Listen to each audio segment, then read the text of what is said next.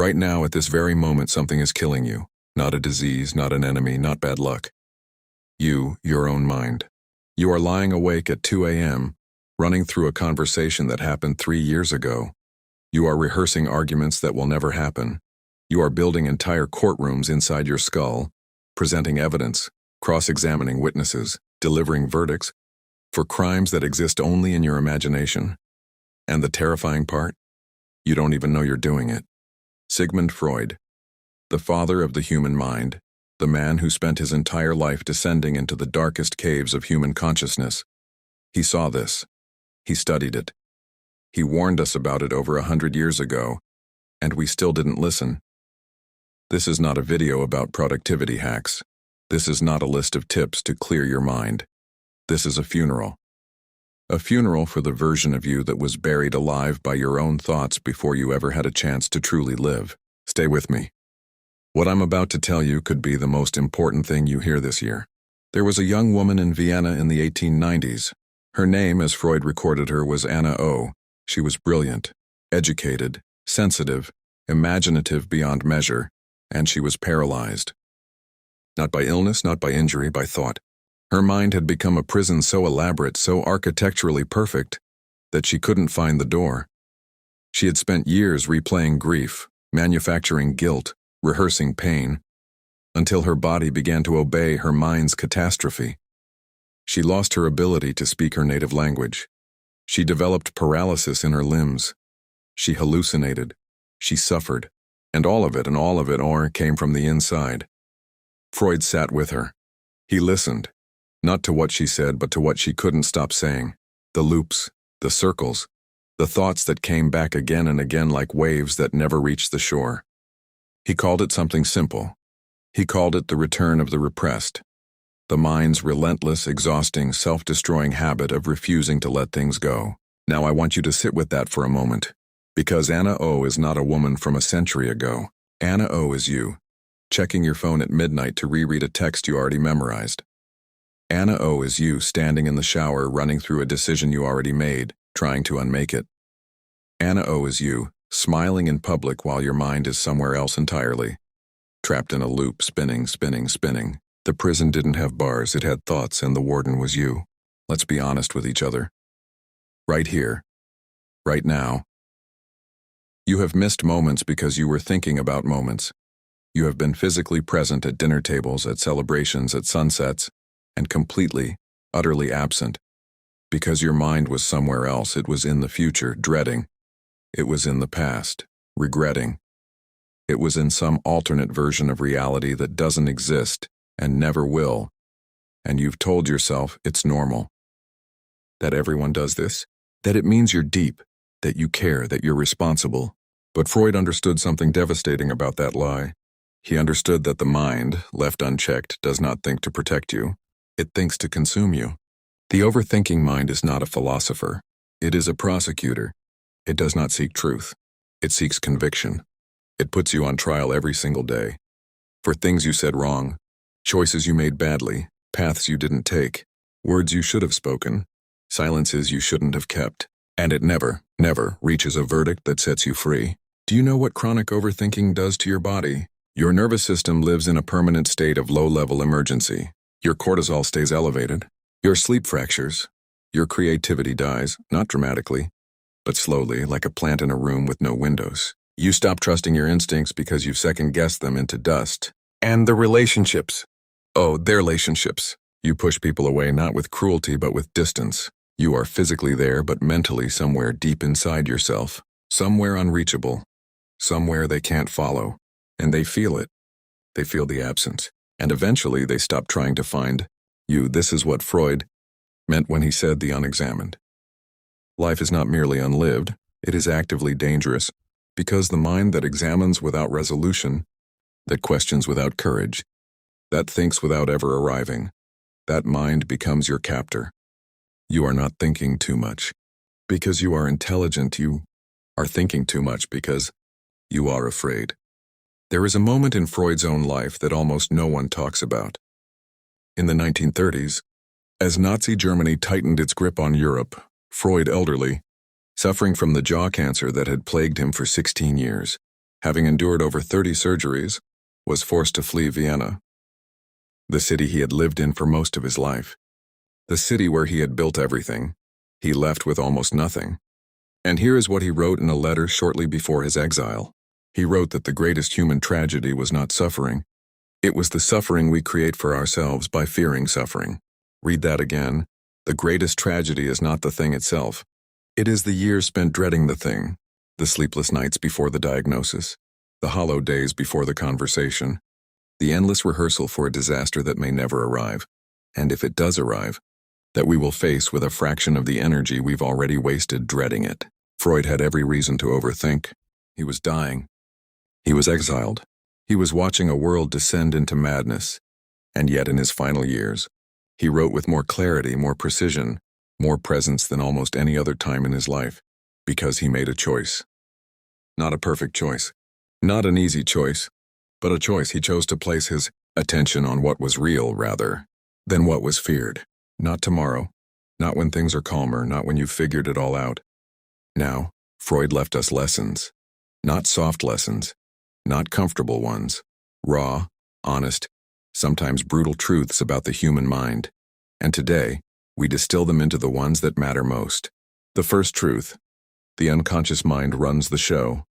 Freud's most revolutionary discovery was this: you are not in charge of yourself as much as you think you are. Beneath your conscious awareness, beneath the rational, articulate voice you identify as you, there is a vast, churning ocean of unprocessed emotion, unresolved experience, and unexpressed need. And your overthinking? It is not intelligence. It is that unconscious ocean trying to reach the surface. When you lie awake running the same thought for the 5th time, you are not solving a problem. You are circling an emotion you refuse to feel. The thought is a disguise. What lives underneath it is grief, or shame, or fear, or longing. Feel the emotion. The thought will stop chasing you. The second truth: repetition is not resolution. Freud called it repetition compulsion, the mind's terrible, faithful habit of returning to its wounds not to heal them, but to repeat them. You replay the argument not to understand it. You replay it because unfinished pain demands an audience. And here is the hard truth: going over it again will not give you a different ending. It will only deepen the groove, like a record skipping, not progressing, just scratching the same moment over and over until the music is unrecognizable.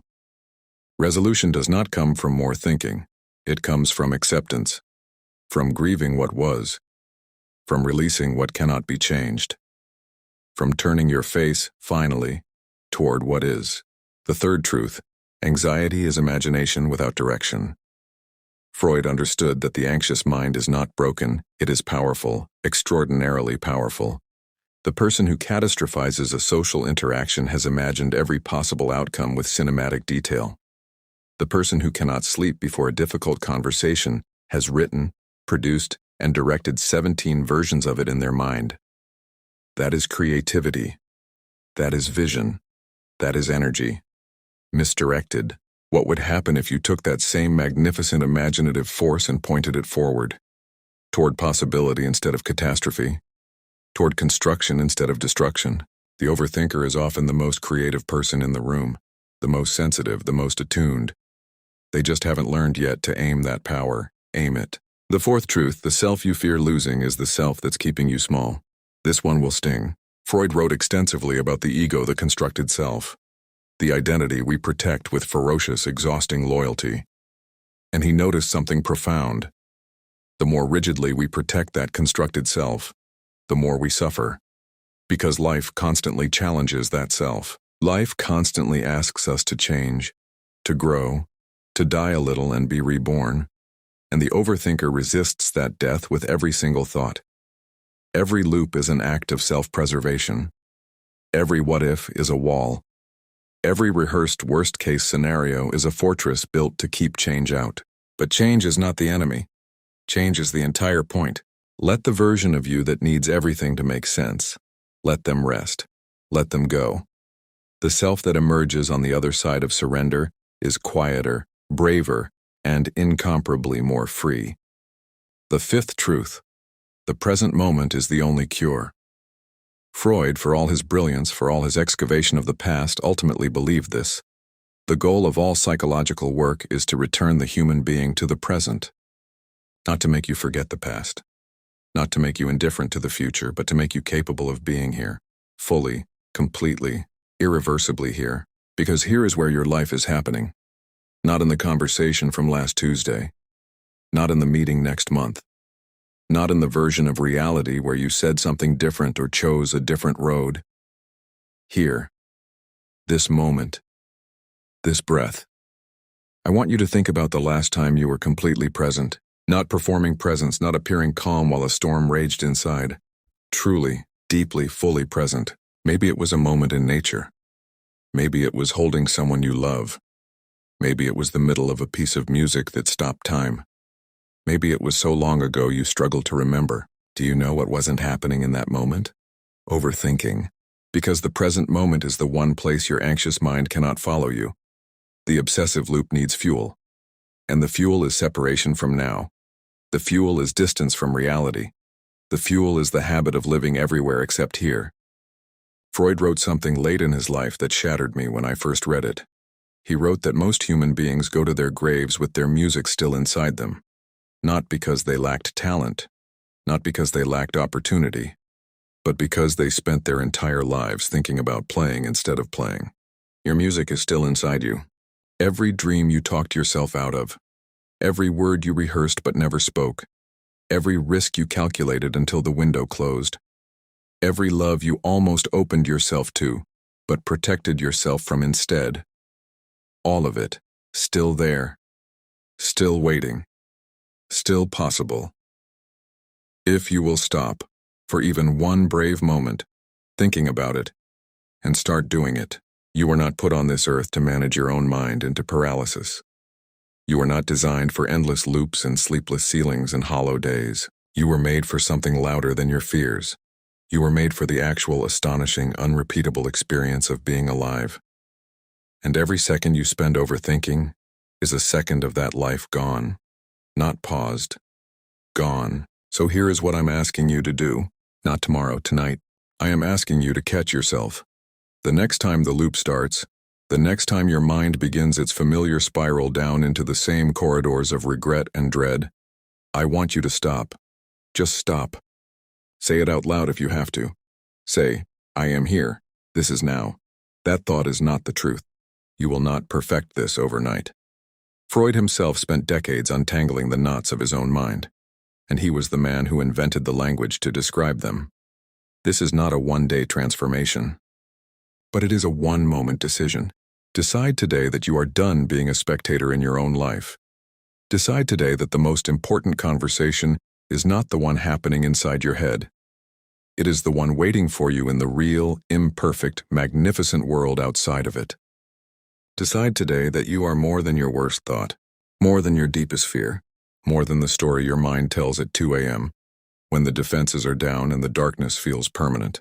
Freud believed in one thing above all else. He believed that making the unconscious conscious, dragging the hidden, the feared, the unnamed into the light, was the most courageous act a human being could perform. Not therapy, not analysis, courage. The courage to look at what you've been avoiding. The courage to feel what you've been thinking around. The courage to live in the only moment that is real.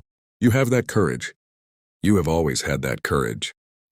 Stop thinking about it and live. If this script moved something in you, share it with someone who needs it. Leave a comment with one thought you are letting go of today, and subscribe, because this is only the beginning.